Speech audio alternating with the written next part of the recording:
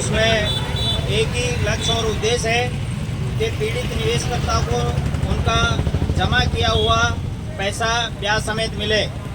और हम बार बार सरकार से, प्रशासनिक अधिकारियों से और केंद्र की सरकार से बराबर निवेदन आग्रह कर रहे हैं ज्ञापन के माध्यम से।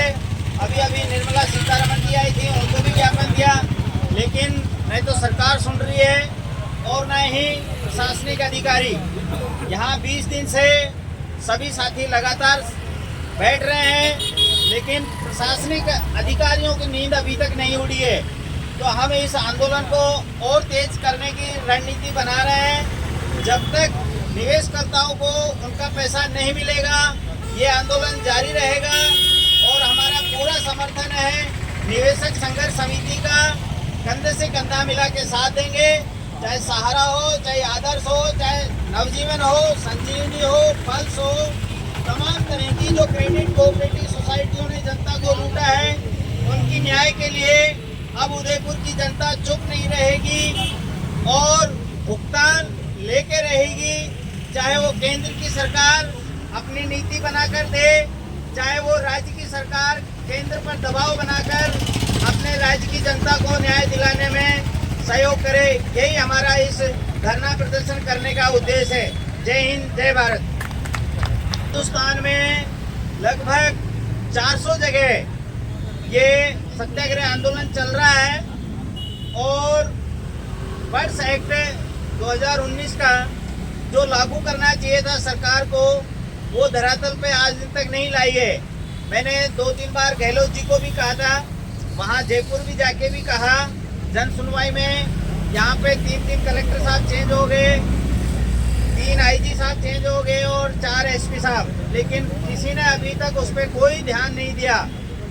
चाहे जिस नीति से भी हो, हमें तो हमारा भुगतान चाहिए। चाहे किसी भी पोर्टल के माध्यम से जो 3.5 करोड़ लोगों ने कंप्लेंट लगाई थी, उसमें 98% लोगों के रिजेक्शन कर दिए, अभी तक पैसा नहीं मिला है। और अभी कल के अखबार में आया कि अब 50,000 तक का पैसा सरकार देगी। जब 10,000 ही किसी को नहीं मिला है तो 50,000 कहाँ से मिल जाएगा? ये जनता को गुमराह करने के लिए सरकार की नई पहल है। तो मेरा साथियों से निवेदन है, उदयपुर की जनता से, जहाँ तक हमारी आवाज़ इस चैनल के माध्यम से जारी हो, उनके झांसे में नहीं आए और इस आंदोलन में शामिल हों और जितना हो सके हमारे साथियों का सपोर्ट करें। धन्यवाद।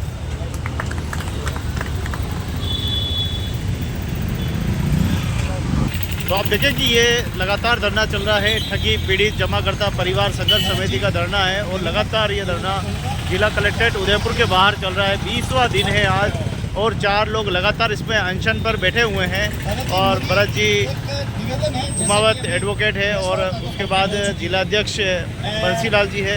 सेंट्रल एरिया रहता हूँ, ठीक है, जिस माँ के पास में और जिस पोते के पास में बैठा हुआ हूँ, इसमें से एक गली दूर मेरा घर है। आज पूरी बात जब इसके बाद में चर्चा हुई कि माता जी क्या हुआ, ठीक है, तो माता जी ने एक बात बताई। उस बात को 2 मिनट, वैसे तो आपके बहुत सारी पीड़ाओं के साथ में बातें, पर ये पीड़ा भी जब सुनी तब हृदय मेरा ऐसा हुआ कि मेरे पिता होते तो क्या होता।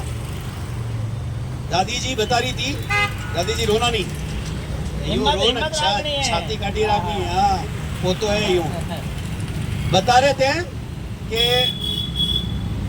जब निवेश किया तो निवेश के बाद में आपके पति और गुड्डू के ये दादाजी नागदा साहब, और उन्होंने अपने पूरे जीवन की जमा पूंजी 9 लाख रुपए नगर निगम में, वहाँ पे उन्होंने सेवा की, ताले खोले, ताले लगाए, वहाँ सब देखभाल की। आंदोलन में थोड़ा सा दम लगाओ। बाद में जब नहीं मिला तो 4 वर्ष मानसिक प्रताड़ना के कारण उन्होंने एक दिन घर से बाहर कहीं निकले और इसी अवस्था में एक्सीडेंट हो गया। एक्सीडेंट होने के बाद में वो गिर गए। गिरने के बाद 2 साल लकवे में रहे। 4 साल मानसिक प्रताड़ना, एक्सीडेंट और 2 साल मानसिक ये पूरा पैरालाइज, लकवा। और उसके बाद में अंतिम क्षण में भी मेरे जीवन की जमा पूंजी जो मेरे बच्चों की खुशियों के लिए मैंने की, हे ईश्वर मुझे दिला दे के अंतिम सांस ली। हम इस धरती पे पैदा होते हुए कहते हैं मेवाड़ री धरती, आपे राजस्थान रहा, आपे भारत रहा, तो क्या हमारी आखिरी इच्छा क्या रहती है? परिवार को हंसी खुशी देखे, समाज को हंसते बोलते देखे। वहाँ ऐसी परिस्थिति में मेरे ही घर, हमारे ही घर के एक बुजुर्ग व्यक्ति, उनकी अंतिम बोल मारा पया दिलाए दो रे, मारा पया दिलाए दो। और आज उस पीड़ा के बाद में भी, और आप सब जने और मैं भी आपके साथ बैठा हूँ, प्रशासन आके यहाँ ऐसा नहीं है कि दिक्कत तो बताओ। अच्छा, बातों बातों में मैं तो ये भी सुन रहा था कि एक महानुभाव ने मेरे को बताया कि कलेक्टर के पास, एसपी के पास, कमिश्नर के पास, तो उनके जवाब मैंने सुने तो मेरा आश्चर्य रह गया। जवाब क्या मिला? कलेक्टर साहब और कमिश्नर साहब का एक बयान है कि भाई ये तो केंद्र सरकार तक का मामला है, हम क्या करें। अच्छा, हम क्या करें? तो हम कहाँ जाएं? हमें ये भी बता दे। नहीं, बिल्कुल सही बात। तो हमें कहाँ जाएं, हमें ये भी बताएं, मार्गदर्शन दें। आप हमारे प्रतिनिधि, आप जिला के सबसे बड़े अधिकारी, अगर आप ही ऐसे शब्दों का प्रयोग करेंगे कि मेरे पास उपचार नहीं है, केंद्र के पास उपचार है, केंद्र के पास जाओगे कि प्रधानमंत्री के पास उपचार है, प्रधानमंत्री के पास जाओगे कि यूनाइटेड नेशन जाओ उसके पास उपचार है, यूनाइटेड नेशन के पास जाओ वो कहेगा वो बाइडेन के पास जाओ। अब मारे घरों बेटे ने मैं बाइडेन रखने जाऊं, और यहाँ परिवार के बड़े बुजुर्ग जो आखिरी पल, जहाँ खुशी से पूरा जीवन देश की आजादी से 1947 से लगा के, अगर उनका देहांत अभी कुछ समय पहले हुआ है, 75 वर्ष की आयु, मतलब 78 वर्ष हमारे, तो उन्होंने पूरा का पूरा विकास की जर्नी में साथ दिया है। 75 साल देश जहां से खड़ा हुआ लगा के आज तक, जिस व्यक्ति ने इतनी मेहनत की और अंतिम क्षण उसके क्या आते हैं? हमारी मेहनत रे पाया तो मैंने पाछा दो। अच्छा, सरकार बोलती है कि मेरे पास में पैसे नहीं, लोग यहाँ प्रशासन बोलते हैं हमारे पास पैसे नहीं, और हम क्या जाने, केंद्र जाने। तो एक काम करो ना, आप यहाँ पे बैठा के मुआवजे के लिए तो हमारे साथ में हमारी आवाज उठाओ। कुछ शुरुआती मुआवजे पे तो कोई बात करो, 1 रुपए की भी तो चर्चा करो। अरे 1-1 रुपया भी दे दो हमें, बैठा के हमारे साथ में हमारे दुख तो सुनो। उसमें तुम्हारा क्या जाना है? लग रहा है आपको ये हुआ जब पूरी एक रणनीति, एक अलग से बात है, ऐसा भी विषय है, कार्यकर्ता भ्रम क्यों फैला रहा है? दुर्भाग्य है देश का।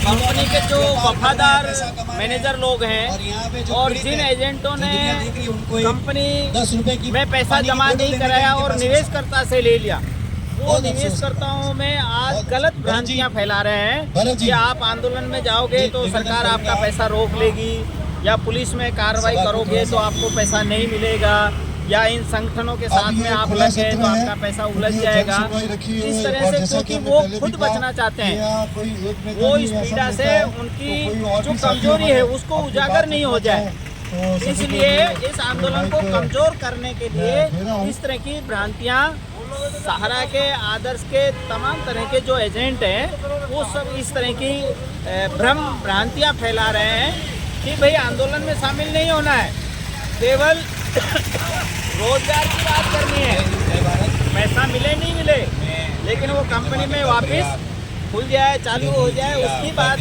मंत्रियों से, अधिकारियों से इस तरह की बातें करते हैं। बाकी लगातार उदयपुर में 4-5 साल से आंदोलन कर रहे हैं, संघर्ष कर रहे हैं, लेकिन संख्या बल नहीं हो पा रही है, और उसके पीछे यही कारण है।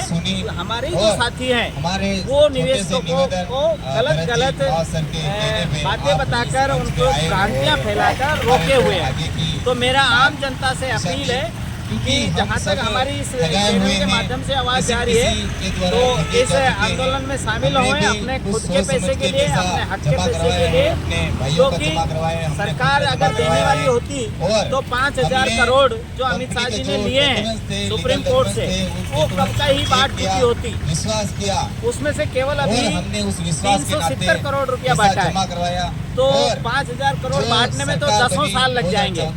जब तक कितनी जनता इस दुनिया में नहीं रही होगी, इतने एजेंट और शहीद हो चुके होंगे।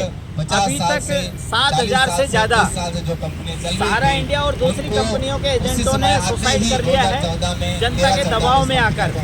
तो मेरा उन साथियों से भी अपील है इस तरह का गलत कदम ना उठाएं और संघर्ष के लिए आगे आए। मगर कम बंद होते ही तो अब देखिए जिला कलेक्टर से सीधा दृश्य जहाँ जब से बंद हुई सब अपने मैच्योरिटी विचार के लिए रखे। आज इस कोर्ट में गए, आज इस नेता के पास गए, हर तरह के लोगों के पास गए, आज इस कानून का दरवाजा खटखटाया, मगर कोई सुनने वाला नहीं है। और सुनने वाला तो ठीक है, कोई बात करने के लिए भी और मुद्दा उठाने के लिए भी तैयार नहीं है। हमने कंपनी पर विश्वास किया और कंपनी की कोई गलती नहीं है, कंपनी का कोई रोल नहीं है, जो है सब भारत सरकार का है। अगर बर्ड्स एक्ट 2019 में कानून बन चुका है और कानून बने हुए लगभग 5 साल 6 साल हो चुके हैं और इस 6 साल में अभी तक कोई सुनने वाला नहीं है। अगर हम तो चाहते हैं ये जो कानून बन चुका है उसको धरातल पे लागू कर दिया जाए और जो हमारे हक की लड़ाई है, जो हमारे हक का पैसा है, हमारे हक का पैसा दिया जाए। इसी के साथ जय हिंद, जय भारत।